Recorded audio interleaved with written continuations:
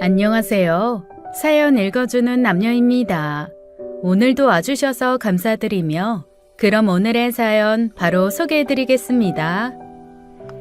안녕하세요. 세상에 공짜는 없다고 얻는 게 있으니 잃는 것도 있더라고요. 그렇게 잃은 거 보상받는 날도 오고요. 대한민국이 사기공화국이라는 말을 들으면 뭘 그렇게까지 말을 하나 했습니다. 하지만 누군가의 배신을 가까이서 목격하며 제 인생 방향은 완전히 달라지고 말았어요. 저희 집은 그저 평범한 소시민 가정이었어요. 애들은 커가고 사교육비는 점점 늘고 혼자 사시는 시어머니의 요구도 절 힘들게 했네요. 남편 큰 회사 다니고 저 파트타임으로 돈 벌어도 내 식구 사는 게 빠듯하더라고요. 물려받은 재산 없이 그래도 아파트 한 채 겨우 대출 껴서 마련하고 이만큼 사는 것도 실은 선방한 거였습니다. 그런데 시어머니 저희 형편 넉넉한 줄 알고 툭하면 맞벌이 아니냐 말씀하시며 대놓고 요구를 하셨어요. 초복인데 이번에는 능이버섯 넣어서 백숙하는 게 어떠냐? 애들이랑 아범 몸보신도 시켜주고 저번에 누가 사줘서 먹었더니 맛있더라. 능이버섯 안 넣어도 삼계탕 맛있어요. 이번엔 있는 재료로만 하고 나중에 능이버섯 구해볼게요. 저기 있잖아. 뭐 하실 말씀 있으세요? 남들은 저기 그 베트남 다낭인지 어딘지 몇 번이나 간다던데 너흰 계획 없냐? 해외여행이요? 당장은 없어요. 거기 많이 간다고 하더라고요.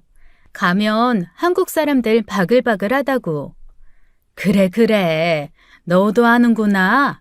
이번에 내 친구, 그 송도에 사는 친구 말이다.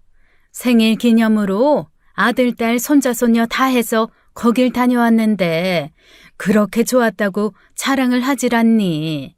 애들도 해외여행 가고 싶다고 하지 않어?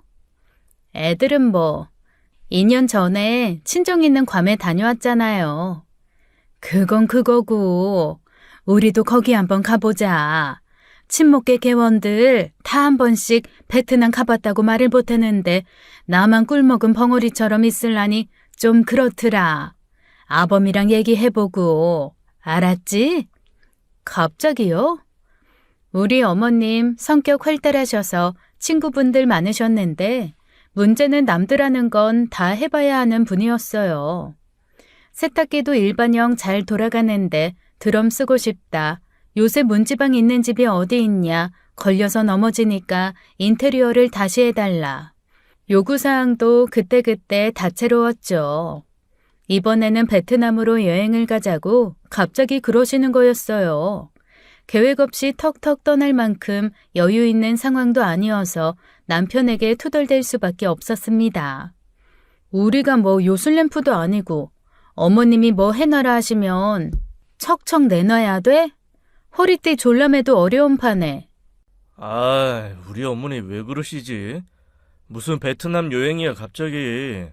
올겨울 아니 내년 봄에 생각해보든지. 아니다. 어머니 혼자 가시라고 해. 친구분들이랑.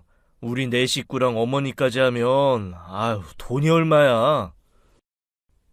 복날 삼계탕 먹는 자리에서 그 얘기가 나왔습니다. 남편이 정 가시고 싶으시면 친구분들이랑 가시라고 돈 보태드리겠다고 했더니 어머니 버럭 화부터 내시더라고요. 친구들은 다 가봤다니까. 걔네 다 자식들이랑 가봤다고 안 그랬어? 애미 넌 내 말을 어디로 들은 거야? 싫다. 됐어. 왜 화부터 내세요? 나중에 차차 얘기하고 일단 삼계탕 마저 드세요. 이 사람이 땀 뻘뻘 흘리면서 끓였다고요. 곁에서 남매는 맛있다고 후루룩 신나게 먹고 있었습니다. 한창 클 나이 12, 13살 남매. 먹는 거 되는 것도 보통 일이 아니었어요. 전 닭죽 한 그릇만 먹고 제 목까지 다 애들 주고 있는데 어머님은 화만 내고 계셨습니다. 그 와중에 불똥이 어째 저한테까지 튀더라고요. 민수아범 혼자 보니까 니들이 이렇게 쪼들리는 거야. 어머니, 저 예지 돌진한 후부터 알바라도 쉰 적 없어요. 언제는 또 맞벌이니까 여유 있지 않냐고 그러셨으면서. 알바 말고 그 뭐냐, 정직원을 해야 월급이 오르지. 그 방배동 친구도 며느리가 약사고 목동 사는 친구도 며느리가 학원에서 돈을 월에 1,000만 원씩 번다더라. 네가 인물이 빠져, 학벌이 빠져. 너도 사회에서 한몫하고 애비도 도와주면 좀 좋으냐. 어머니 그 한마디에 열이 확 나더라고요. 어머니, 그럼 제가 월 1,000 벌면 어떻게 하시게요? 뭘 어떻게 해? 여기저기 자랑하고 다니지. 그럼 여태 제가 돈 못 벌어서 자랑 못 하신 거고요? 뭐라고? 그건 또 무슨 억지야? 에휴, 나 갈란다. 나 집에 김치 떨어졌다. 반찬 줄 거 없냐? 에휴, 미련한 거. 됐다. 나 갈란다. 냉장고에 어머님 싸드릴 반찬 준비돼 있었는데 저 모른 척하고 닭죽 먹었습니다. 이날 이때껏 종종거리며 애들 키우고 일찍 혼자 되신 어머님 챙겼는데 그 공 깡그리 없는 게 되더라고요. 결혼 15년 차 어머님은 남편 힘든 것만 챙기시고 며느리는 집에 박힌 말뚝처럼 여기는 것 같았어요. 성격 무난한 저도 뚜껑이 열려 그때는 그냥 못 지나가겠더라고요. 친정 부모님은 남동생이랑 같이 괌에 가서 노후를 보내고 계셨습니다. 한국엔 내 편도 없고 참 기분 안 좋았어요. 억울하니까 잠도 안 와서 밤마다 정보를 찾았습니다. 집에서 부수입 몰릴 수 있는 거 뭐 없을까 하다가 저도 인터넷 판매를 시작하게 됐어요. 유명 플랫폼에 들어가 물건을 파는 건데 말하자면 온라인상의 큰 시장에 들어가 제 점포를 갖고 물건을 파는 거였습니다. 관련 책 하루에 4-5권씩 독파하고 인터넷 강의 찾아 들으며 사업 구상을 했죠. 남편도 응원해줬어요. 주부 경력 10년 넘는 짬바에 세상 읽는 눈썰미가 있다 보니 장사가 처음부터 잘 되는 거였습니다. 그게 시작이었죠. 시작은 미약해도 끝은 창대하다더니 어쩜 그 말이 저한테 딱 들어맞았습니다. 첫 달에 300을 찍더니 5개월 만에 매출 1,000을 올렸어요. 첫 술에 배부르랴 그런 말 들을까봐 5개월 지나도록 시댁 식구들한텐 말 안 했습니다. 남편한테도 그냥 수입 괜찮다고 하고요. 그러다 제가 한 방에 터뜨렸죠. 월 1,000 찍고 매출 계속 올랐고 4개월 후 제 생일이었습니다.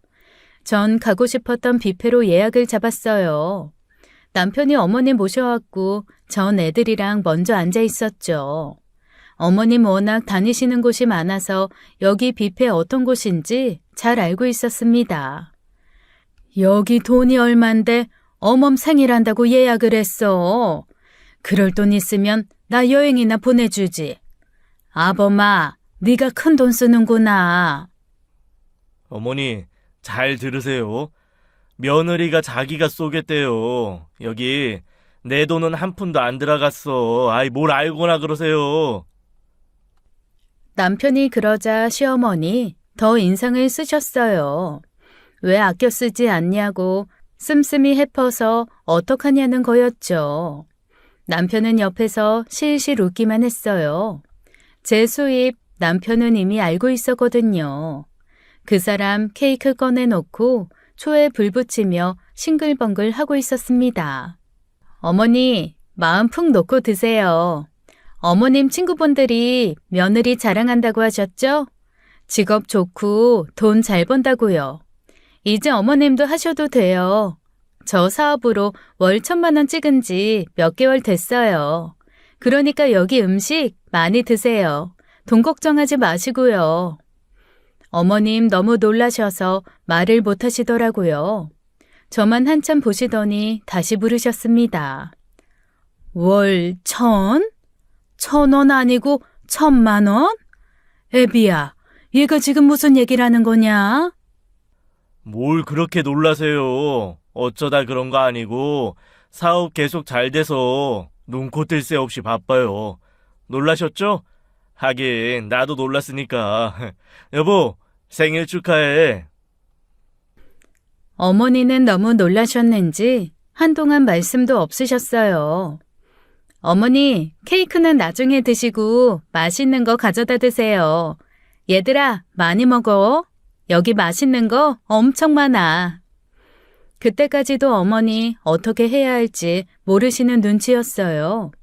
아들보다 돈 잘 버는 며느리는 사시면서 단 한 번도 상상해 보지 않으셨던 거였겠죠. 전 뿌듯하기도 하고 제 자신이 자랑스러웠습니다. 몸에 좋은 약이 입에 쓰다고 어머님 구박에 사업 시작한 거 너무 잘했다 싶더라고요. 어머님 집에 모셔다 드리는데 그제야 이런 말씀을 하시더라고요. 그래. 이제야 내가 정신이 좀 든다. 그러니까 우리 며느리가 사업가가 됐다. 월에 1,000만 원은 우습게 번다 이거지? 어휴, 어쩜 이렇게 고마운 일이 다 있니? 어머님, 1,000만 원 우습게 버는 건 아니고요. 그래서 제가 정신없이 바빠요. 김치랑 반찬 전처럼 못 해드렸죠. 앞으로도 아마 그럴 거예요. 저 사먹는 데서 가끔 보내드릴게요. 이해해주세요. 그럼 그깟 김치가 대수냐? 이래야지. 사업하는 사람이 바쁘지. 어머님 집에 내려드리고 집에 오는데 기분 참 묘하더라고요. 그렇게 돈 못 번다고 괄시하시더니 김치가 대수냐고 하시는데 사람 성공하고 볼 일이었습니다. 그렇게 제 인생 2막은 멋지게 시작되고 있었어요. 2년 후 남편은 회사를 그만두고 저처럼 사업을 시작했어요. 솔직히 남편은 그냥 회사를 다녔으면 했습니다. 사업이란 게 늘 잘 된다는 보장도 없고 부부 중 한 사람은 월급 받는 게 안정적이니까요. 하지만 남편은 제가 돈 버는 거 보더니 회사 생활을 견디기 힘들어 하더라고요. 개구리 올챙이 쩍 생각 못 한다더니 남의 밑에서 일하는 거 지긋지긋하다나요? 퇴직금 받아 그걸로 사업하고 싶다고 절 몇 개월 동안 졸랐죠. 그럼 내 일을 돕겠냐고 물었더니 그건 아니래요. 난 내 쇼핑몰 따로 만들고 싶어. 당신한테 노하우 있으니까 나 좀 도와줘. 부부끼리 도우면 좋잖아. 그냥 나처럼 시작하면 안 돼? 플랫폼에 입점해서 차근차근 매출 올리면 되잖아. 그게 위험 부담도 적고. 나도 나름 공부했어. 둘 다 똑같은 방식으로 사업하는 거 장점만 있는 거 아니잖아. 대표님, 여보야. 내 뜻대로 해볼게 도와줘. 나 그동안 회사 열심히 다녔잖아. 허락해주라. 결국 남편은 회사 관두고 자체 쇼핑몰을 만들었습니다. 남편은 회사에서 받은 퇴직금을 자기가 만든 쇼핑몰에 모두 투자하기 시작했어요. 물론 조언을 해줬어요. 퇴직금 몽땅 쓰지 마라. 처음 하는 사업인 만큼 새 나가는 돈 있을 거라고요. 하지만 남편은 말끝마다 저만 믿는다면서 자기 하고 싶은 대로 사업을 벌여나갔습니다. 전 시간이 지날수록 남편의 사업 방식이 마음에 들지 않았어요. 이건 사업하는 분이 아니더라도 이상하실 거예요. 남편은 물건을 도매로 떼어와서 사무실에 쌓아두고 판매를 했는데 문제는 마진을 거의 남기지 않았습니다. 처음 그 사실을 알고 엄청나게 놀랐어요. 남편은 사업이 처음이었고 매사 저한테 도와달라면서 막상 하는 짓은 자기 마음대로였죠. 왜 마진을 안 남겨? 뭐가 남아야 인건비에 사무실 임대료, 택배비도 될 거 아니야. 무조건 싸게 팔면 장땡이야? 당신 이렇게 일하는 거 나 솔직히 하나도 이해 안 돼. 벌리기만 벌려놓고 이게 뭐야? 이미 온라인 마켓 포화 상태고 다 단골들 있잖아. 충성 고객 모으려면 이게 나아. 똑같은 물건인데 가격이 제일 싸고 좋아. 그럼 안 올 수 있어? 일단 이렇게 고객부터 모을 거야. 좀 지켜봐줘. 이렇게 좀 하다가 안 되면 당신 말 들을게. 어? 남편은 자기 고집대로 밀고 나가더라고요. 그 배짱 어디까지 가나 보자 했는데 남편 생각처럼 단골 소비자를 끌어모으더라고요. 하지만 남는 거 없이 팔다 보니 당연히 시간이 지날수록 적자였습니다.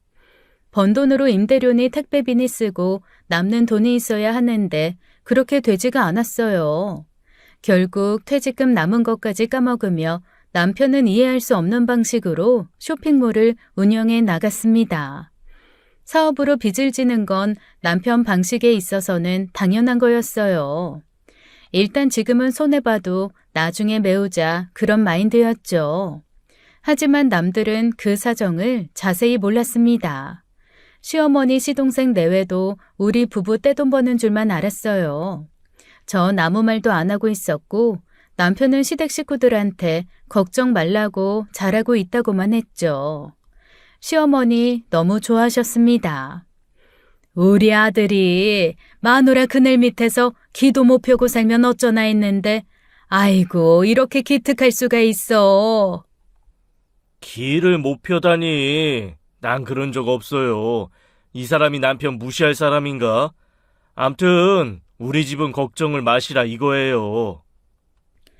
그래. 내가 늙음하게 자식 덕분에 호강을 아주 푸지게 하겠구나. 어멈도 너무 네 남편 무시하지 마라. 혹시 아니? 내 아들이 기라성 같은 회사 회장님이 될지. 네, 그러면 저도 정말 좋겠어요. 일단 지금 뒤로 나가는 돈이라도 저 사람이 수습하면 좋겠는데 말이에요. 너무 김치국 마시지 마세요. 나중에 실망하시면 어쩌려고요. 찬물을 끼얹는 제 얘기에 순간 화기애애한 분위기가 얼어붙었었죠. 그렇지만 제가 틀린 말 한 건 아니었어요. 어머님은 저보고 잘난 척한다고 돈 좀 버니까 눈에 뵈는 게 없냐고 펄펄 뛰셨습니다. 남편은 저한테 입 조심하라고 옆구리를 쿡쿡 찌르고요. 앞으로 어쩌려고 그러는지 믿지는 장사 어떻게 수습할지 생각하면 속이 답답했어요. 남편이 조금 변했다고 생각한 게 그쯤이었습니다. 남편 회사 다닐 때 20년 가까이 근속하던 사람이었어요. 성실, 책임, 이 두 단어로 설명 가능한 사람이었습니다. 그런데 제가 큰돈 벌고 사는 형편 눈에 띄게 좋아지니 사람이 조금씩 달라지더라고요. 남들한테 자랑하는 것도 싫어하더니 지금은 그 반대고요. 친구들 부부 동반 모임 있었는데 그때도 나가서 자랑을 그렇게 했어요. 제 자랑 같지만 가만히 들어보면 결국 와이프 잘 만난 자기가 잘난 덕분이라는 거죠. 그러니까 들어봐. 나 결혼할 때 이럴 줄 알았어? 1년에 억대로 버는 만화님 모시고 살 줄 알았냐고. 운이 좋은 것도 있지만 내가 사람 보는 눈이 있는 거지. 잘났다 그래. 이 재수씨, 어쩌면 그렇게 사업을 잘해요. 경험 없이 쉽지 않았을 텐데. 나도 이제 사업 시작하잖아. 월급 받아서 언제 집 사고 언제 여유 있게 사냐? 아이 마셔. 오늘 먹고 마신 건 우리가 낼게. 눈코 뜰 새 없이 돈 버는 건 저인데요. 생색내는 건 남편이 다 하더라고요. 견물생심이라더니 남편도 예외는 아니었습니다. 전 남편 이러는 거 처음엔 심각하게 생각 안 했어요. 그런데 사업 벌이며 이 사람 하는 짓을 보니까 머리에 뭐가 들었나 싶은 순간이 있더라고요. 제가 지금부터라도 사업 재정비하라고 믿지는 장사 그만하라고 말려도 소용없었어요. 황소고집을 이럴 때 부리다니 어쩐지 남편에게 신뢰가 안 갔죠. 그래도 그 사람 늘 당당했어요. 뭐로 가도 서울만 가면 되지 않아? 아유 걱정 붙들어 매셔요. 난 나만의 길을 개척할 거니까. 자신감 있는 남편의 모습도 어쩐지 보기 싫더라고요. 코올리게 어린애도 아니고 말도 엄청 안 들어서 저도 제 일에만 집중하자 했습니다. 그즈음 시동생 내외도 제 사업에 관심을 갖기 시작했어요. 전에는 동서 저한테 전화도 잘 안 했는데 뜬금없이 형님 오늘도 파이팅 이런 아침 인사도 보내고 어머님이랑 외식하는 식사 자리에 꼭 나오고요. 동서, 요새 기분 좋아 보인다. 로또라도 당첨됐어? 전에는 볼 때마다 인상 팍 찡그리고 있더니. 제가 언제요? 그때는 그냥 세상이 캄캄해 보이고 앞날이 답답하니까 그랬죠. 저희가 돈 사고 친 게 한두 번이에요? 근데 지금은 다 내려놨어요. 저 사람도 직장 잡아서 출근하고 있잖아요. 조금 숨통 트였어요. 잘 됐네. 근데요, 형님. 사업 비결 좀 알려주시면 안 돼요? 사업 비결? 동서도 해보게? 전 대수롭지 않게 물어봤어요. 동서는 여태 사회생활 경험도 없고 없는 살림에도 노는 게 우선인 사람이었거든요. 평생 한량처럼 살겠거니 했는데 사업 얘기를 먼저 꺼내는 거였습니다. 알려주시면 너무 고맙죠. 저도 해보고 싶어요. 진심이야? 알려주는 건 어렵지 않은데. 진짜 해볼 생각 있어? 네, 저 일 좀 가르쳐 주세요. 한 푼이라도 벌어보고 싶어요. 형님 떵떵거리면서 사는 거 보니까 저만 쭈구리 같잖아요. 쭈구리도 할 수 있죠? 그쵸? 왜 팔짱을 끼고 그래? 알았어, 알려줄게. 그럼 내일 3시까지 사무실로 와. 시간 지켜. 더 일찍 오면 잔심부름 같은 거 해야 돼. 오전 내내 바빠서. 그런데 동서가 글쎄 점심 전에 오더니 시키지도 않은 청소를 하고 탕비실 설거지까지 하더라고요. 새침하기만 하더니 정말 사업에 진심인가 싶어 한편으론 달리 보였습니다. 하긴 시동생은 사고를 참 많이 쳤어요. 사람 좋아해, 술 좋아해, 남 밑에서 자존심 구기며 일하는 거 싫다고 직장도 수차례 때려쳤고요. 동서는 그런 시동생 비위 맞춰가며 어렵게 살고 있었습니다. 그렇게 사는 거 동서도 답답했겠죠. 전 동서에게 이것저것 알려주기 시작했어요. 안 쓰는 노트북 쓰라고 주면서 노하우를 하나씩 전수했죠. 동서는 열심히 공부를 하더라고요. 그리고 한 달의 시간이 흐르는 동안 동서 일은 까맣게 잊고 있었어요. 그런데 직원 한 명이 컴퓨터 모니터를 들여다보다 깜짝 놀라는 거였습니다. 뭐야, 완전 똑같잖아. 아이, 대표님, 이것 좀 보세요. 왜? 누가 우리 거 똑같이 따라했어? 진짜 이렇게 상도덕이 없을 수 있어요? 하나부터 10까지 다 똑같아요. 대놓고 이럴 수 있어요? 가만히 있어봐. 어? 어떻게 이래? 대표 이름 뭐야? 쭉쭉 내려봐봐. 김채연? 동서잖아. 이 인간을 그냥. 가격도 우리보다 싸요. 이러니 우리 매출이 떨어지지. 빨리 대책을 세우셔야지. 안 되겠어요. 뒤통수를 쳐도 이렇게 칠 수 있나요? 동서는 저한테 배운 걸 고스란히 따라하고 있었습니다. 이렇게 뻔뻔할 수가 없었어요. 파는 물건, 찍은 사진들 모든 게 같았고 가격만 제 것보다 아주 조금 낮게 매겨놨더라고요.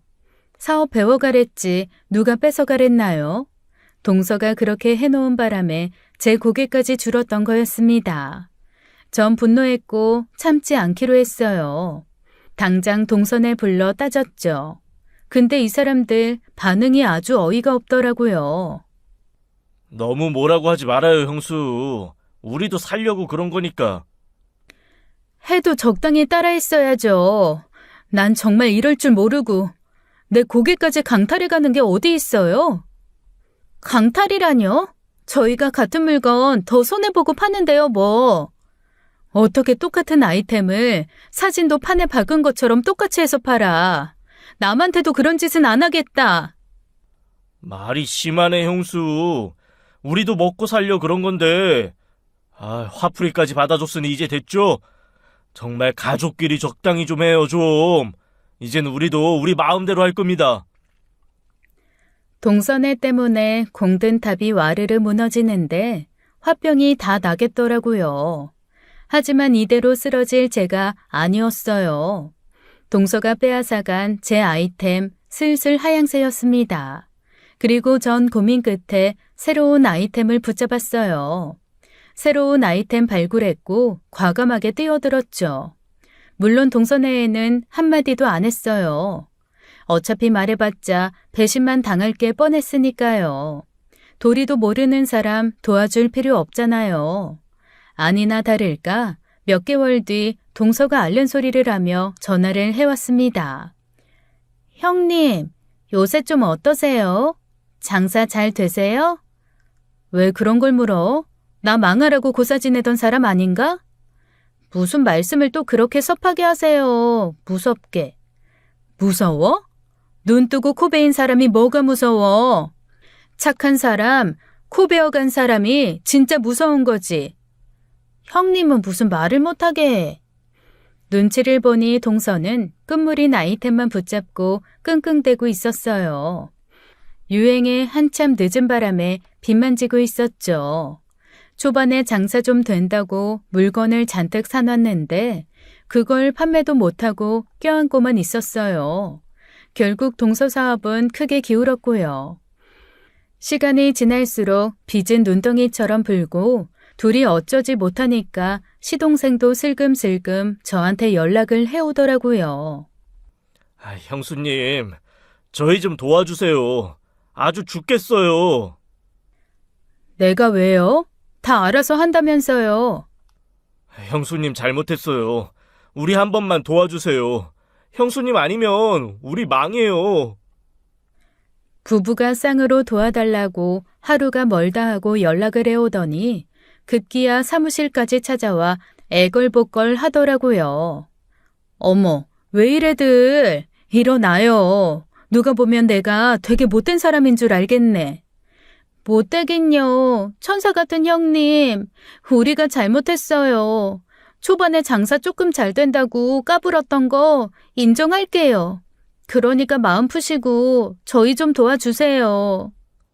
형수, 우리가 지질이 못 살다가 돈 좀 만지게 생겼으니까 눈이 돌았었었나 봐. 마음 넓은 형수가 이해해요. 이 사람이 이렇게 무릎 꿇고 빌잖아요. 그 두 사람 막 울기까지 하는데 어이가 없더라고요. 한편으론 어린애 같은 시동생과 동서 한번 봐줄까 그런 생각도 들었습니다. 남편이랑 시어머니도 옆에서 부추기고요. 안 됐으니 도와주라고 이번에 큰 코 다쳐서 다시는 뒤통수 안 칠 거라면서요. 저렇게까지 하는데 당신이 좀 봐줘. 불쌍하잖아. 정말로 내 인생도 피곤하다. 동서, 일어나. 눈물 닦고 진정해. 얘기 좀 하자. 할 수 없이 전 대승적 결단을 내렸습니다. 돈으로 갚아주는 건 못한다. 한 푼 두 푼 벌어서 갚으라고 했어요. 전 동선의 사업체까지 껴안아 하나로 만들고 동서를 직원으로 뒀습니다. 이번엔 동서 눈빛부터 다르더라고요. 사업으로 큰 빚 얻어 마음고생하더니 철이 들었는지 제 말도 그렇게 잘 듣고 싹싹하게 구는데 솔직히 많이 놀랐습니다. 한번 망할 뻔한 거 살려줬더니 세상에 이런 의리녀가 없었어요. 형님, 출근하셨어요? 가방 이리 주세요. 이렇게까지 안 해도 돼. 내가 한다니까. 물에 빠져 숨 꿀딱꿀딱 넘어가는 사람 구해주셨는데 이런 것쯤이야 껌이죠. 못 말린다. 너무너무 감사해요, 형님. 형님 옆에 딱 붙어 있으니까 좋은 일만 생기는 거 있죠? 형님이 나한테 귀인이에요. 그만해. 비행기 너무 태워서 어지럽다. 그런데 복병이 있었습니다.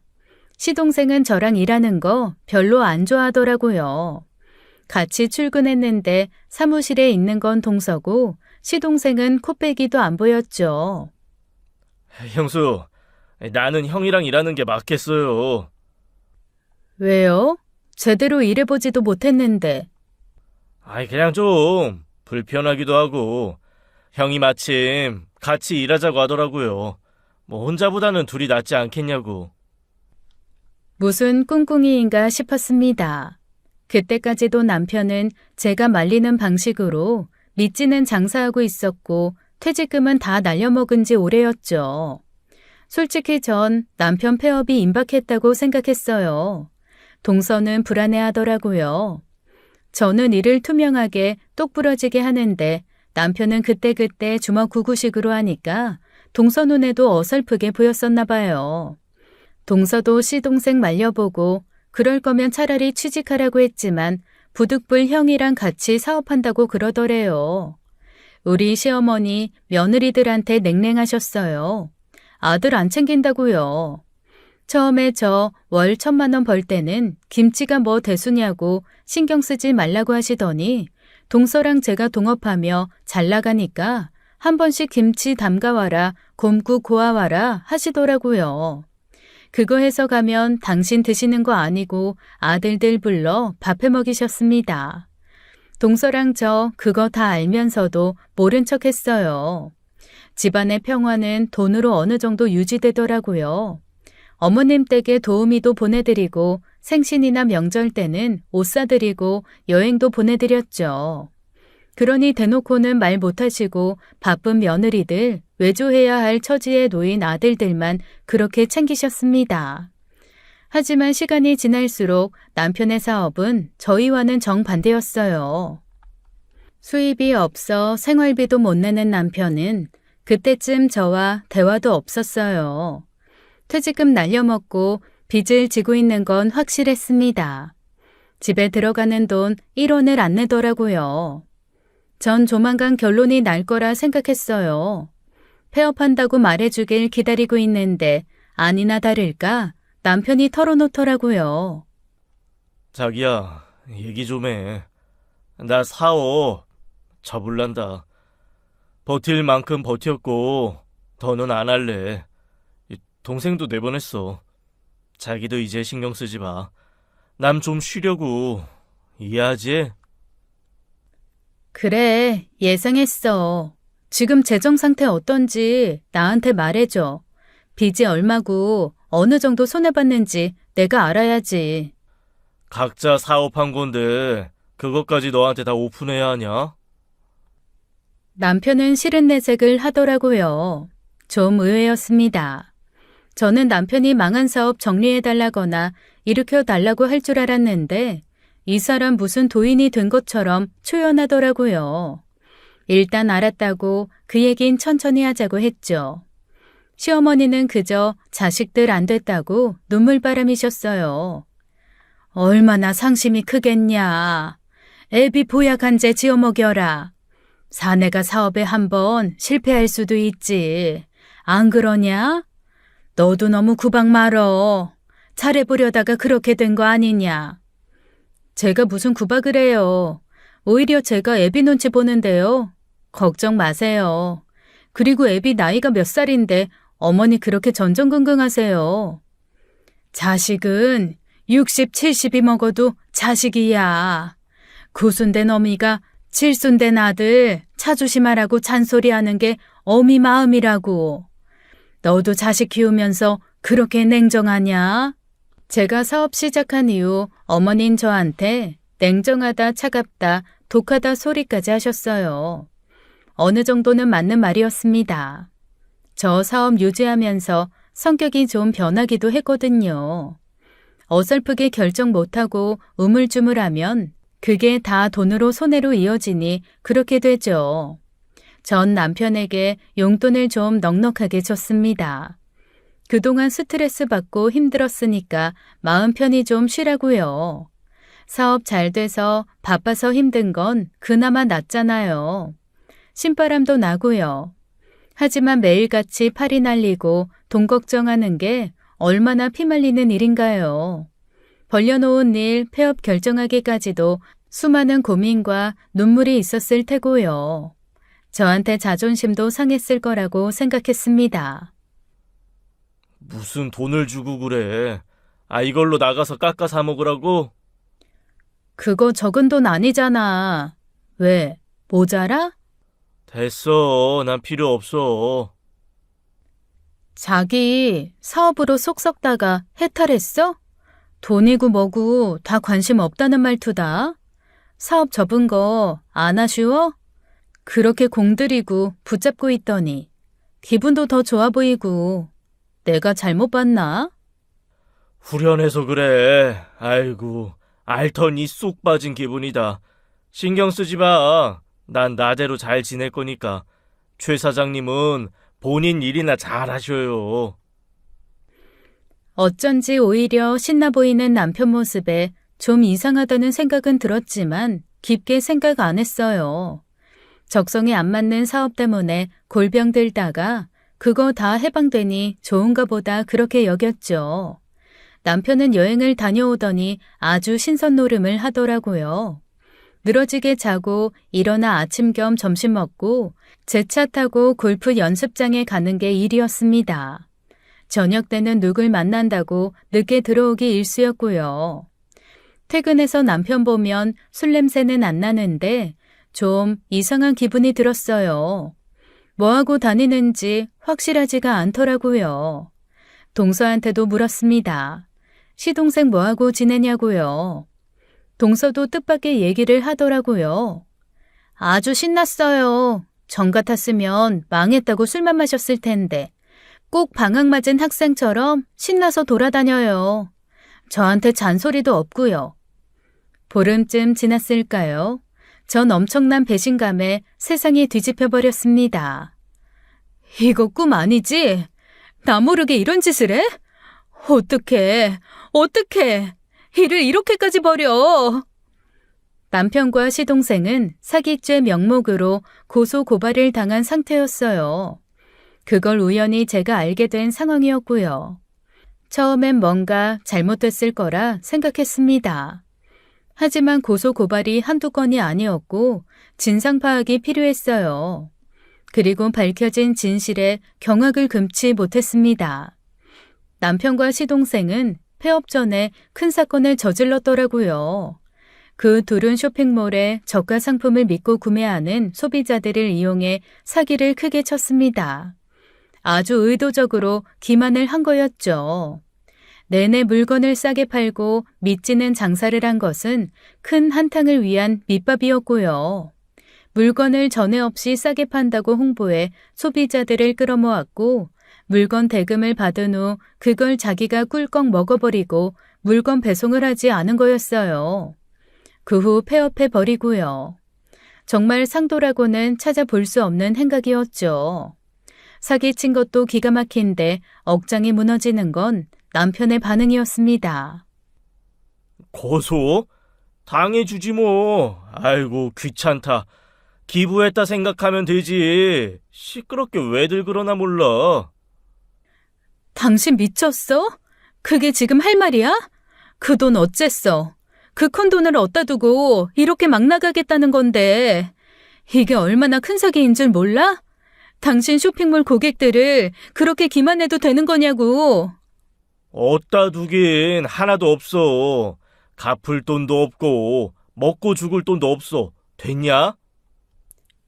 당신 왜 그렇게 변했어? 돈에 환장했어?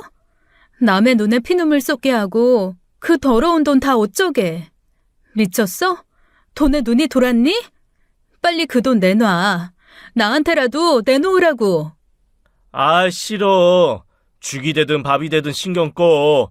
다 빠져나갈 방법 있으니까. 안달복달 좀 하지 마. 야, 개처럼 벌어서 정승같이 쓰라고 안 하디. 나 그렇게 살 거야. 남들도 다 그렇게 살아. 누가 그렇게 살아? 그렇게 사는 인간들 다 감옥 가 있지. 망했어. 우린 어떡하라고. 애들 얼굴 어떻게 볼 거야? 제정신이야? 더는 예전의 남편이 아니었어요. 고소를 당해도 겁도 하나도 안 먹고 자긴 돈 하나도 없다며 얼마나 뻔뻔하게 나오는지 말문이 막혔죠. 전 펑펑 울다가 정신을 차리고 다시 물었습니다. 어떻게든 진실을 아는 게 중요하니까요. 당신 이런 사람 아니었잖아.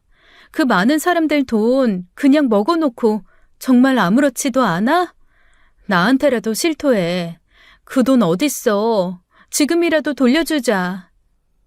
세상에 공짜는 없다는 말이 진리라니까.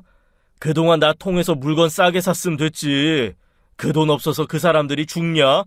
마음대로 하라 그래. 난 뱉어낼 마음 요만큼도 없으니까.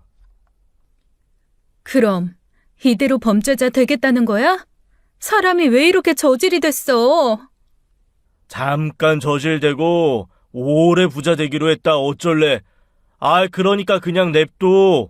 내가 콩밥을 먹든 오랏줄을 차든 그냥 냅두라고. 이런 남편의 모습 더는 보기가 힘들었습니다. 사무실로 돌아왔는데 헛구역질까지 나더라고요. 그런 엄청난 짓을 저질러 놓고 일말의 죄책감도 느끼지 않다니 분노가 치밀었죠. 남편은 애초부터 저런 한탕 사기를 치려고 작정한 거라는 결론에 이르렀어요. 처음부터 제가 이상하다고 생각한 게 그 지점이었습니다. 왜 자꾸 미치는 장사를 하냐고 할 때 단골 손님 만들려고 그런다, 충성 고객은 이래야 생긴다, 그런 것도 다 핑계일 뿐이었던 거였죠. 이득 없이 물건을 싸게 팔며 소비자들을 모으고 그 상태를 유지하며 소비자들의 신뢰를 얻은 다음 막판에 세일을 크게 해서 소비자들의 돈을 싹싹 긁어모아 말하자면 먹튀, 돈 갖고 튄 거였습니다. 전 모든 생활 멈췄고 큰 충격과 스트레스에 시달렸어요. 이 엄청난 비밀을 저만 알고 일단 남편이 빼돌린 돈을 찾아야 했습니다. 분명 어디 있을 거야. 꼭 찾아야 돼. 그 피 같은 돈. 어디 숨겼지? 초조하고 조급한 마음 애써 누르며 전 치밀하게 남편의 동선을 따라잡았어요. 미행도 하고 남편이 전에 자주 갔던 곳을 직접 가봤죠. 자주 가는 골프장이나 술집, 전에 있던 사무실은 당연히 제외고 사람 발길 닿지 않는 어디 한적한 곳에 그 돈을 숨겨놨을 것 같았습니다. 일전에 그런 얘기를 하더라고요. 아주 오래전인데도 선명하게 기억이 났습니다. 난 로또 1등 되면 현금 몽땅 찾아서 어디 묻어둘 거야. 은행 같은데 왜 넣어놔? 몽땅 묻어놓고 야금야금 써야지. 아파트니 차니 적당히 바꾸고 현금 쓰는 재미로 살 거라고 난. 현금 쓰는 재미라고 했겠다. 분명 그 현금 다 찾아서 어디 묻어놨어. 확실해. 쥐새끼처럼 온갖 데를 다 뒤지고 다녔던 저는 지쳐가고 있었어요. 피곤해 지쳐 낮잠을 자려던 어느 날 소리를 지르며 벌떡 일어났습니다. 거기! 내가 왜 그 생각을 못했지?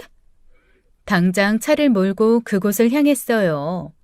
이민 가신 친정 부모님이 사시던 집이었고 지금은 비어있는데 창고가 하나 있었습니다. 그 창고를 남편이 쓴 적이 있었어요. 자물쇠를 잠가놓고 취미용품 모아놨는데 퍼뜩 거기가 떠오른 거였습니다. 전 자물쇠를 부수려다 실패하고 결국엔 도끼를 찾아 문짝을 뜯고 창고에 들어갔어요. 그곳에서 지독한 냄새가 났습니다. 코를 찌르는 독한 돈 냄새요. 기분만은 아니었어요. 꼭 여기 있을 것 같았죠. 어쩐지 이 창고 먼지 하나 없었고 바닥도 선반도 깨끗했어요. 분명 여기야. 꽁꽁 감춰뒀겠지. 뭔가로 가려놓고. 미친 인간. 내가 반드시 찾는다. 전 벽을 일일이 두드려 보았고 창문 반대편의 벽을 도끼로 찍어보았습니다. 곧 그쪽 벽에 얇은 합판을 대놨다는 걸 알게 됐어요. 합판은 곧 무너졌고 흙바닥이 드러났습니다. 정신 나간 여자처럼 그 흙바닥을 팠어요. 혹시라도 남편이 오면 모든 일이 허사로 돌아가기에 죽을 힘을 다해 흙을 파냈고 결국 그걸 보게 됐죠. 돈이잖아. 찾았다. 찾았어. 땅에 묻어둔 현금, 돈다발이 눈에 들어왔습니다. 그 수많은 지폐를 보는데 눈물이 왈칵 쏟아졌어요. 제 예상은 들어맞았습니다. 기쁨과 절망이 동시에 교차했죠. 남편은 중범죄를 저지른 범죄자였어요. 인간아, 이거 다 남의 돈인데 이걸 여기다 숨겨두고 좋았니? 어쩜 돌아도 그렇게 도냐, 인간아. 전 펑펑 울며 경찰에 신고를 했습니다. 일말의 망설임도 없이요. 남편이기 이전에 사회 구성원, 쇼핑몰 책임자였잖아요. 의도적으로 사람들 돈을 빼앗았으면 벌을 받아야 마땅했어요. 그래야 또 다른 범죄를 막죠. 전 이악 물고 또박또박 말했습니다. 제 남편을 신고합니다. 네, 맞아요. 여기 언덕 위 맨 끝집인데요. 남편이 숨겨둔 돈다발 신고하려고요. 그 사람 사기죄로 고소당한 상태예요. 제가 그 사람이 묻어둔 돈 방금 찾았습니다. 네, 빨리 와주세요. 그 뒤로 모든 일은 영화처럼 빨리 흘러갔어요. 남편이 숨겨둔 돈은 모두 회수되었고 피해자들에게 돌아갔습니다. 남편과 시동생은 이 사건으로 경찰에 잡혀 들어갔고요. 어머님 실신지경이셨고 동서도 하늘이 무너졌어요. 죄 지은 사람 감옥 들어가 죄값 치르는 거 당연히 밟아야 할 수순이었고 그 과정에서 진심으로 남편이 잘못을 깨닫길 바랬습니다. 남편은 절 보고 악다구니를 하더라고요. 네가 어떻게 이래? 그러고도 우리 부부냐? 죄가 있어도 감싸줄 판국에 경찰한테 내 돈 있는 데를 꼰질러? 야, 너 내가 가만 안 둬.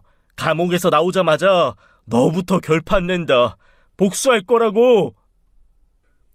나한테 그런 모진 말을 해? 누가 잘못했는데?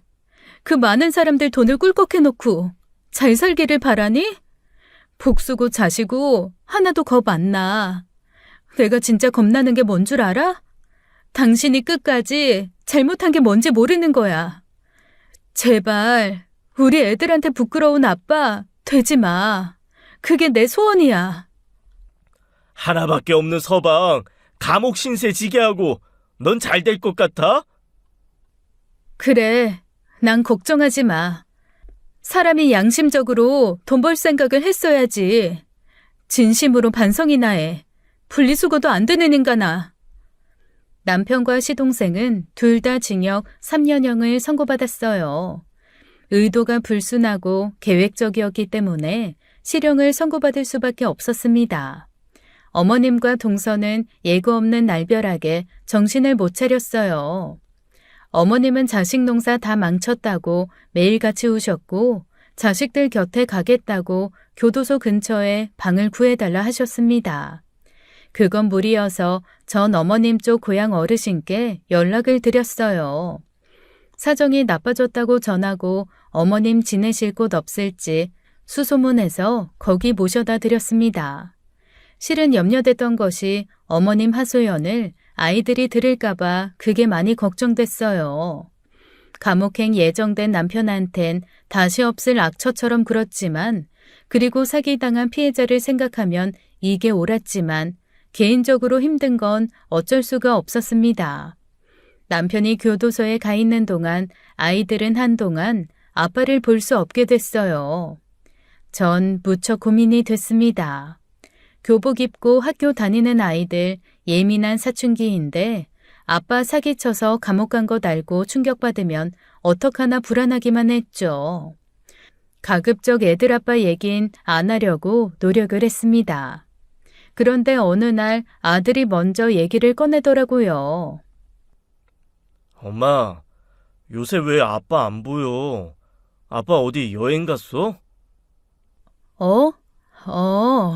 아빠 다시 회사 들어갔어. 사업하기 힘들다고. 실은 아빠 해외 나갔어. 취업한 데서 일이 급하다고 하루라도 빨리 나가라잖아. 원래는 금방 들어와서 너희랑 작별 인사하려고 했는데 쉽게 못 들어오나 봐. 무슨 그런 회사가 다 있어. 가족들이랑 인사할 시간도 안 줘?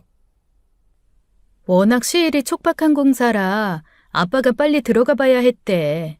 전기통신 다 새로 깔아야 돼서 연락도 잘 안 되고. 그럴 수도 있지. 아빠가 얼마나 힘드시겠니? 둘러대는데 진땀이 막 나더라고요. 어쩔 수 없었습니다. 둘째 딸도 아빠에 대해 많이 궁금해했지만 해외 오지로 가서 건축일한다고 반복해서 말해줬어요. 지오빠랑 가끔 애아빠한테 메일을 쓰나 보더라고요. 제가 알려준 가짜 이메일 주소로요. 하얀 거짓말을 해야 하는 게 속이 쓰리고 죄책감마저 들었지만 그게 최선이라고 여겼습니다. 동서도 딸 하나 데리고 저를 떠났어요. 형님, 처음엔 형님 원망했어요. 그래도 가족인데, 남편이고 시동생인데 잘못 감싸줄 수 있는 거 아닌가. 그랬는데 아니에요. 형님이 맞아요. 한 번 사기쳐서 돈만 보게 되면 2번도 3번도 쉽겠죠. 저 친정 근처로 가요. 그동안 감사했어요. 연락 나중에 드릴게요. 저도 마음 좀 추스르고요. 그래, 애썼어 동서. 힘든 일 있으면 연락해. 뜨겁게 포옹하고 동서와도 헤어졌습니다. 정말 씁쓸하기 짝이 없었어요. 저도 남모를 상처 묵묵히 추스르며 생활을 이어나갔습니다. 당시 2 아이들 중학생이었어요. 3년이 언제 지나가나 했는데 애들 키우고 정신없이 일하다 보니 또 금방이더라고요. 그 사이 큰아들은 고3이 됐고 공부 잘해 수능도 결과가 좋았습니다. 대입 원서 준비하며 겨울을 맞이할 때였어요. 전 내심 마음의 준비를 하고 있었습니다. 남편이 출소할 날이 다가오고 있었으니까요. 감옥에서 나와 애들을 먼저 찾을지 고향에 계신 어머니를 찾을지 알 수 없었습니다. 그 사이 전 남편에게 편지 한 장 하지 않았어요. 그만큼 남편이 밉기도 했고 감옥에서 진심으로 반성하고 새삼 살 수 있는 인격으로 나오길 바랐죠. 그날은 유달리 추웠어요. 몸이 안 좋아 일찍 퇴근하고 주차를 하는데 행색이 허름한 낯선 남자가 불쑥 제 앞에 나타났습니다. 전 뒷걸음질 치며 소리를 질렀어요. 누구야? 나다. 귀신 봤냐? 네 서방이라고. 언제 출소했어? 남이사. 야, 얼어서 동태될 지경이야. 애들은 집에 있어? 둘 다 아직 안 왔어. 들어가, 밥이나 줘. 남편은 눈빛에 도끼가 가득했어요. 제 바람은 헛된 것이었다는 확신이 들었죠. 남편은 결코 좋은 마음으로 절 찾아온 게 아니었습니다. 아이들이 보고 싶은 마음도 있었겠죠. 하지만 절 향해선 억울함만 있는 게 눈에 보였어요. 집에 들어가자 남편 커피부터 달라고 하더라고요. 고생이 많았는지 얼굴이 말이 아니었습니다. 거칠하고 말랐더라고요. 저도 침통한 마음에 커피를 어떻게 탔는지 모르겠어요. 커피를 주니까 앉아보라고 하더라고요. 나 없이 잘 먹고 잘 살았냐? 그럼 애들 있는데 어떻게든 살아야지. 당신 교도소 간 거 애들은 지금까지 몰라. 내가 그 말을 믿을 것 같아? 네가 남편 쳐 넣어놓고선 잘도 감췄겠다. 어떻게 네가 그럴 수 있어? 다른 사람도 아닌 아내가 어떻게 남편을 신고해? 3년 동안 수십만 번을 생각했어. 내가 네 입장이면 어땠을까? 난 아니야. 네 허물 감싸줬지. 너처럼 냉정하고 신고하고 감방 안 보내. 그래서 더 우레분하고. 맥이 탁 풀리더라고요. 남편이란 인간은 여전히 저를 징역살이의 화근으로 여기고 있었습니다. 자신이 속인 수많은 사람들한테 취득한 부당한 돈을 숨긴 게 문제인데 그 본질을 여전히 외면하고요. 당신 그때 일 덮고 잘 먹고 잘 살았으면 지금 어떻게 됐을까? 아마 더 큰 사기 치고 있을걸? 처음으로 만족 못하고 죽을 때까지 남 등쳐먹고 살았을 거야. 나라고 속이 편했을 것 같아? 애들한테 거짓말하고 어머니 동서 하소연 들어주고 그래도 한 가닥 희망은 있었어. 당신이 저지른 죄 반성하고 나올 거란 한 가닥 희망 말이야. 그런데 아니네. 여전하네 당신. 남편은 절 죽일 듯이 노려보더라고요. 그러면서 하는 말이 같이는 죽어도 못 사니 깔끔하게 이혼하고 살 곳을 만들어내래요. 그리고 매달 생활비도 달라는 거였습니다. 기도 안 차는 요구였어요. 뭘 잘했어야 집도 해주고 생활비를 주죠. 자기 반성 하나 없이 뉘우침 요만큼도 없이 원망하며 돈만 요구하는 남편이 악마 같아 보여 한마디 하려고 하는데 그 인간 오히려 큰 소리였어요. 남편 깜빵에 집어넣고 그 정도도 못해줘? 야, 나만 잘 살자고 그런 짓 했겠냐? 너 사업 자금 대주려고 그런 거야. 우리 가족 다 잘 살려고. 그런데 날 경찰에 신고해. 징역살이를 시켜. 그래, 너 잘났다. 잘났으니까 내 인생 네가 끝까지 책임져, 돈으로. 그때였어요. 쨍그랑. 뭐가 깨지는 소리가 나서 돌아보니 글쎄 외출한 줄 알았던 아들이 우뚝 서 있더라고요. 유리컵 갖고 나오다 저희 싸우는 소리 듣고 그대로 바닥에 떨어뜨려 박살이 났습니다. 전 혼비백산 너무 놀라서 아들한테 다가갔어요. 발밑이 온통 유리 조각이었습니다. 나오지 마. 거기서 한 발짝도 움직이면 안 돼, 아들. 도로 방에 들어가. 치우면 그때 나와. 그런데도 아들은 넋이 나간 것처럼 남편 곁으로 오더라고요. 유리에 찔린 발에서는 피가 배어나왔습니다. 아들은 이렇게 말했어요. 이게 다 무슨 얘기야? 아빠 교도소에 있었어요? 3년을? 그것도 사귀죄로? 남편 역시 놀라 뒤로 넘어갈 지경이었습니다. 3년 만에 만난 아들은 더 이상 어린애가 아니었어요. 키가 훌쩍 크고 어깨가 넓은 청년이었습니다. 그런 아들의 눈이 이글거리고 있었죠. 아버지에게 진실을 말하라고 독촉하고 있었어요. 아버지가 그러니까. 남편은 아들의 눈을 피해 허공을 바라보다 목을 잡고 컥컥거렸습니다. 말이 안 나오는지 당황하는 눈치였어요. 왜 아니라고 말을 못해요? 어쩐지 이상하다 했어. 답장으로 오는 메일도 엉성하고 그거 아빠가 쓴 것도 아니었어. 무슨 일 있을 거라고 생각은 했지만 설마 아버지가 교도소에 있을 줄은 몰랐어요. 꿈에도 몰랐다고. 진정하고 엄마 말 들어봐. 어? 그리고 너 발에서 피나. 아버지, 말해보라고요. 정말 사람들 돈 떼먹어서 감옥 갔어요? 그래놓고 엄마한테 신고했다고 지금 돈 내놓으라고 협박하는 거야? 왜 그러는데요, 도대체? 아들은 울부짖으며 눈물을 흘렸어요. 저는 황급히 약상자를 꺼내와 아들의 발을 응급처치해 주려 했습니다. 하지만 아들은 몸에 상처 따위 아랑곳하지 않았어요. 깊은 마음의 상처로 다른 아픔은 느껴지지 않는 것 같았죠. 남편은 주눅이 들어 겨우 한마디 하더라고요. 간신히 아들 앞에서 진실을 토로했습니다. 그래, 사실이야. 아버지가 큰 잘못을 했다. 그래서 집에 3년 동안 못 왔어. 미안하다, 아버지가. 남편은 더 이상 견디기 어려웠는지 울기 시작했습니다. 울부짖으며 벽에 머리를 찢더라고요. 아들은 남편을 말리며 이렇게 말했어요. 왜 그랬어요, 왜? 징역까지 살았으면 반성하고 나왔어야지. 왜 엄마를 협박하는 건데? 엄마, 우리 키우는 거 쉽지 않았어. 이런 사정 모르고 아빠 찾고 엄마한테만 화내고 투정도 부렸다고요. 하루아침에 없어진 아빠에 대해서 엄마는 단 한 번도 나쁜 얘기한 적 없어. 근데 왜 엄마를 협박해? 그깟 돈이 뭐라고 사람을 속이고 엄마까지 괴롭히는데요.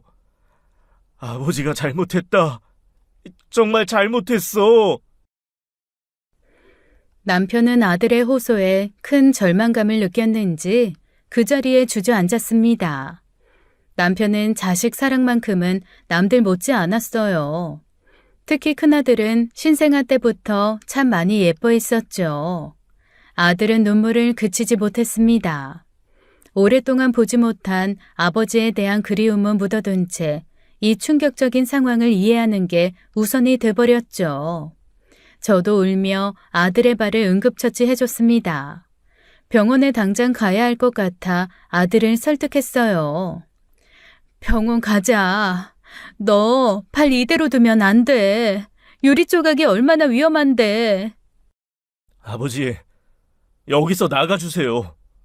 아들아, 아버지랑 한 집에 있고 싶지 않아요. 끝까지 아버지는 엄마만 원망했죠. 아니요, 이젠 저도 원망하세요. 그냥 세상 다 원망하면서 아빠만 속 편하게 사시라고요. 안 나가요? 그럼 제가 나갈게요. 다신 찾아오지 마세요. 아들은 그 길로 집 밖으로 뛰쳐나갔습니다. 때마침 지나가는 택시를 붙잡아 타더라고요. 병원으로 가! 제발! 열린 현관문을 통해 집안엔 차디찬 겨울바람이 들이닥쳤습니다. 제 마음도 꽁꽁 얼어붙었고요. 전 남편에게 차갑게 말했어요. 나 병원 가봐야 돼. 당신도 이제 그만 가. 전 지갑에 있는 지폐를 몽땅 꺼내줬습니다. 남편이 원망스러워 진절머리가 쳐졌어요. 이 돈 가지고 가. 당신 감옥에 있을 때 이혼 안 한 건 오늘을 기다려서야. 진심으로 잘못 깨닫고 다시 원래 당신으로 돌아오길 바랬어. 그러면 다시 살까 싶어서. 근데 안 되겠다. 우린 이미 깨진 그릇이야. 아예 박살이 났다고. 남편은 엉엉 울며 현관을 향해 기어가다시피 하더라고요. 미안하다, 전부 다. 끝까지 애들한테 비밀 지켜준 거 몰랐어. 설마 그러리라고 정말 몰랐다고. 남편은 이 말을 남기고 집을 나갔어요. 전 부랴부랴 병원으로 가서 아들과 만났습니다. 거기서 아들은 텅 빈 얼굴로 치료를 받고 있더라고요. 둘 다 아무 말 없이 치료받은 후 집에 돌아왔습니다. 딸이 집에 돌아와 바닥을 다 치워놨더라고요. 무슨 일 있었냐고 걱정하며 묻는데 그날은 아무 말도 못하고 지나가야 했어요. 일주일 후 남편에게 연락이 왔습니다. 만나자고요. 꼭 할 말이 있다고요. 그날 우리 집에 왔던 날과는 달랐습니다. 무엇보다 도끼가 빠졌고 넋이 나가 있었어요. 그 사람 진실을 알게 된 아이들 때문에 슬픔에 빠져 있었습니다. 내가 많이 모자랐어. 당신은 그동안 이혼도 안 하고 법적인 부부 유지해줬고 애들도 혼자 다 키웠지. 더구나 애들한테 나 교도소 갔단 말도 안 하고 정말 상상도 못했어. 하고 싶은 말이 뭐야? 그날 애 빛을 보고 벼락 맞은 것처럼 아팠어. 나한테 얼마나 실망하고 절망했는지 다 느껴지더라. 그 녀석 3년을 기다린 아빠한테 배신당한 거잖아. 뒤통수 맞은 거나 다름없지. 믿고 기다렸던 아빠인데 내가 죄인이다. 씻을 수 없는 죄인이야. 대학 합격했는데도 기뻐하지도 않아. 얼마나 저럴지 걱정이야. 다 내 탓이다. 이혼할게. 당신 하고 싶은 대로 처리해. 난 아무 권리도 없어. 지난 3년 동안 당신 탓하느라 아무것도 안 보였어. 멍청하게도 복수할 거란 엉뚱한 생각만 하고 미안하다. 진심이야. 면목이 없다. 너무 늦은 거 아니야? 그 사과 지난번에 집에 왔을 때라도 했어야지. 그럼 아들 이렇게까지 상처 안 받지. 왜 그랬어, 인간아?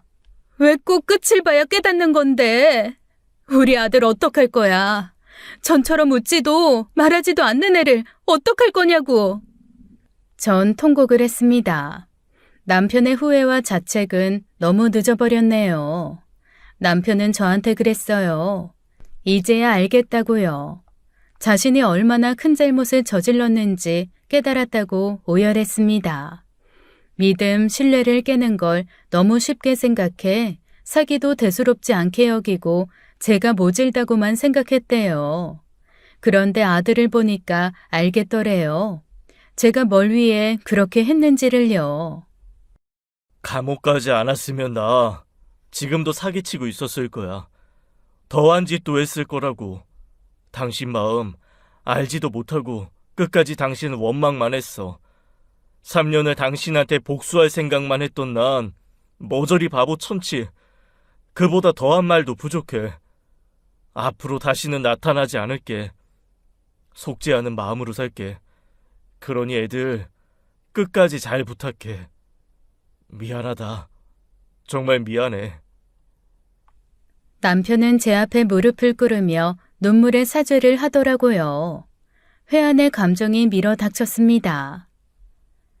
언제까지 살지 몰라도 사는 동안은 정의롭고 선하게 사는 아빠로 애들 앞에 당당하게 설 수 있겠어? 그 길 아니면 다른 기회는 없어. 당신이 진정으로 깨닫고 새 사람 됐으면 해. 다시는 유행 부리지 말고 정직하게 살라고. 그럴게. 노력할 거야. 애들 앞에 당당한 아빠로 다시 설 수 있도록 매일 노력할게. 더 무슨 말을 해야 할까? 난 너무 모자리였고 상등신이었다고. 미안하다 진심으로. 남편은 눈물이 범벅이 되도록 울며 도망치듯 그 자리를 떠났습니다. 한참 동안 저도 자리를 뜨지 못했어요. 이혼 서류는 접수하지 않았습니다. 남편이 돌아오길 바래서는 절대 아니에요. 제가 준 마지막 기회, 남편은 어떻게 살아갈까요? 전 혼자 살며 애들 보살필 겁니다. 아들은 조금씩 회복해서 대학 입학한 그해 5월쯤엔 완전히 회복됐어요. 딸도 모든 진실을 알게 됐고 우리 세 식구는 그 이후 더 단단해진 것 같습니다. 간혹 들려오는 남편 소식은 나쁘지 않더라고요. 어머님 시동생과 함께 농사를 짓는다고 들었습니다. 아주 가끔 농산물이 올라오기 시작하네요. 저는 여전히 바쁜 날들을 보내고 있어요. 탄탄한 제 회사는 정직하게 운영 중이고요. 일에 지칠 때는 친정 식구들이 있는 괌에 다녀오곤 합니다. 탁 트인 바다 보며 앞으로 살아갈 날들을 그려보네요. 지금까지 그랬던 것처럼 꼿꼿하고 바르게 정도를 걸으며 살고 싶습니다. 제 사연은 여기까지입니다. 긴 이야기 들어주셔서 감사합니다. 지금까지 사연 읽어주는 남녀였습니다. 끝까지 시청해주신 여러분 감사드리며 저희는 다음 사연으로 돌아올게요. 감사합니다.